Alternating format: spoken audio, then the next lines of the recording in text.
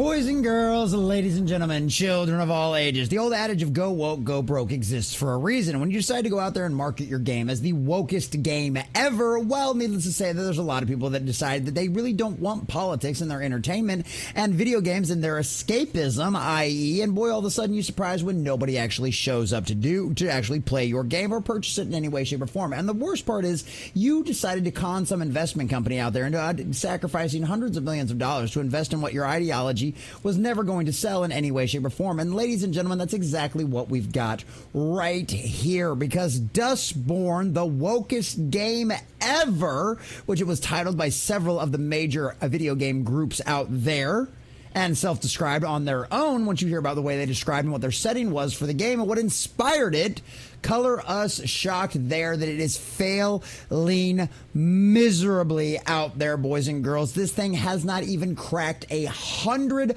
players in the first 24 hours since its launch. Its peak was like 88. This is pathetic at a time right now where Black Myth Wukong is out there cracking well over 2 million concurrent players in the first 24 to 48 hours that game is going forward.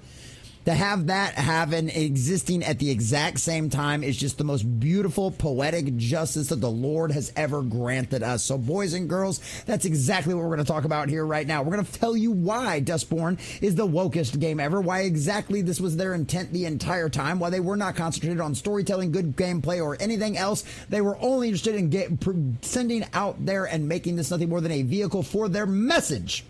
And we're going to prove all of that to you here in just a second, because boys and girls, I'll tell you what, the intro to this game is next level cringe, and we're going to show it all to you. But before we do, if you do enjoy our content, hit that like button, share with all your friends, and subscribe or follow if you have not already, boys and girls, because we're inching our way closer and closer to 1,200, and I could not do that without every single one of you. Also, leave us a comment in the section down below. Let us know if you'd heard about Dustborn, if you had any interest in playing this game out there, or if you're one of those 89 people out there that's actually decided to embark on this game and give it a shot. Let us know what you think about all of it down below. All right.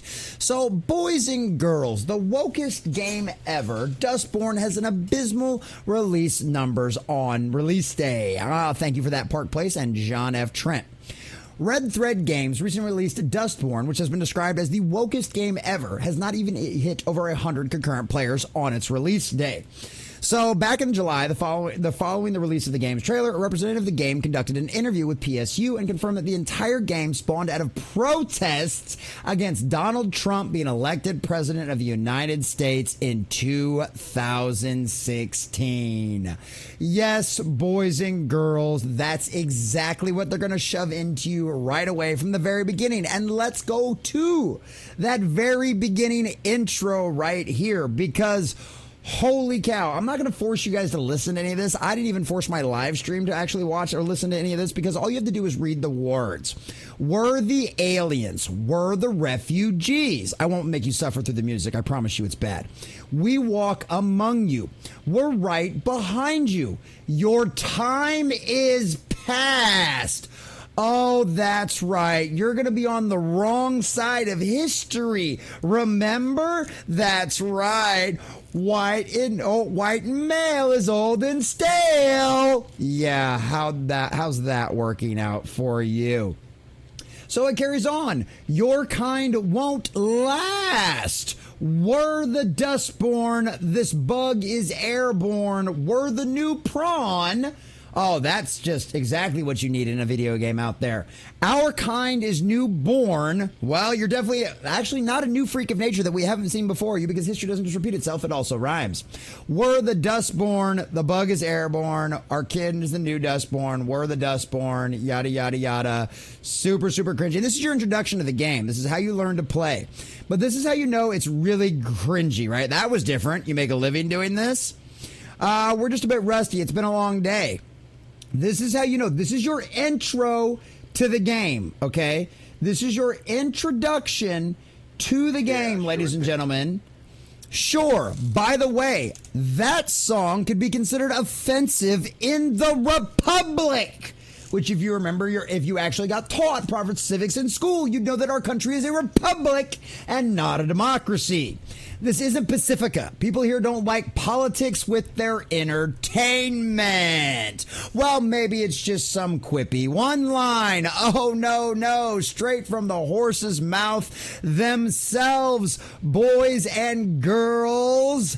There's also a bunch of features connected to the idea of weaponized words and how words have the power to change the world. Yes, they do, like videos like this and so many others out there. And just like your very own words have made sure that no one is going to play this game and no one is going to buy it. And you just blew hundreds of millions of dollars of someone else's money. The game was inspired by the election of Donald Trump. The idea behind Dustborn's setting and characters are also influenced by a series of political events that deeply affected us all, beginning in the summer of 2016 and continuing until, well, today. Oh, yes. The election of 2016 broke their brains so bad that they had to con some investment firm into dishing out hundreds of millions of dollars for them to develop this woke-ass game. Yes. That's what they did. I mean, TDS, you've seen how TDS has broken people. The idea, just the fact that they believed, that they lived so much in their own bubble, that they believed everyone in the world thought exactly like they did. And when they found out that over half of their own country wanted nothing to do with their ideology and did not think the way they did, it literally broke their brain. That's how far insane these people are, because they literally, it is out of the realm of possibilities for them to think that anybody thinks differently or disagrees with them. So, of course, they decided to waste all their efforts, waste hundreds of millions of dollars making a cringy intro and making a game that was supposed to own the chuds. Well, how's that worked out for them? So at the time of That Park Place writing their article, the game's current peak was 72 players. 72 players for a game that literally cost $30 a pop, has a demo you can download for free, which, boys and girls, you're going to have to pay me to get me to try that and stream it for you, but I will, because after all, I do what my audience wants. I give my audience what they ask for. So leave us a super donation on this video over here if you want to see us play this ridiculous demo on this game, but we're definitely not paying them any money. So at $30 a pop, after being labeled the wokest game ever, their own developers coming out there and saying this game was inspired by what happened with the election of Donald Trump in 2016. How's that worked out for them? Has the old adage of go woke, go broke been proven true? Or have they really owned all of us weirdos out there, all of us common sense folk, all of the normal people out there, by showing that they are large in number, that there's so many of them out there that support this ideology and want to push back against it? If you're subscribed to this channel, you probably already know the answer to that, because at the time of the recording of this video, its peak player base was 81. Its 24-hour peak was 81. The all-time peak was 23 hours ago, at the very beginning of this game coming out there. Currently getting played right now, 68. Do we need to even bring up Black Myth Wukong's numbers? They're going to be in the millions. Do we need to talk about Power World? Do we need to talk about Hogwarts Legacy? You know, the game that was made by that game out there that was lambasted by the same weirdos that made this game?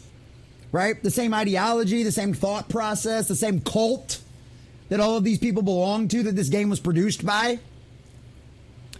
So remind me again, how many of you out there are there? And how much of an impact you really make on the real world? Remind me what kind of legion you are that for some reason believes that entire billion-dollar corporations should kneel down to you and do everything you ask. Oh, that's right. Like what so many of these companies have found out, whether it be Bud Light, whether it be Disney, Marvel, or so many others out there that have gone down the path of going woke, they have found out the exact same thing that we were trying to tell them from the very beginning. it will cause you to go broke. And just like Saints Row, the reboot did, this video game studio will not last. Because this is a monumental flop. You spent easily probably $100 million on this game to make what? A few hundred sales? And even if you made that few hundred sales, you know, those weirdos out there, your friends on Twitter that were reinforcing your ideology and telling you, yes, you weren't, the rest of the world was crazy, not you. They might have bought your game. They might have pre-ordered it when the advertisement is. But guess what? They went where they weren't interested in playing. Because that's what it always comes down to. These people convinced a bunch of major investment firms out there, whether by hook, by crook, or because they really did think this was a good idea and this really was the future, and maybe they believe all of this nonsense. I have no idea.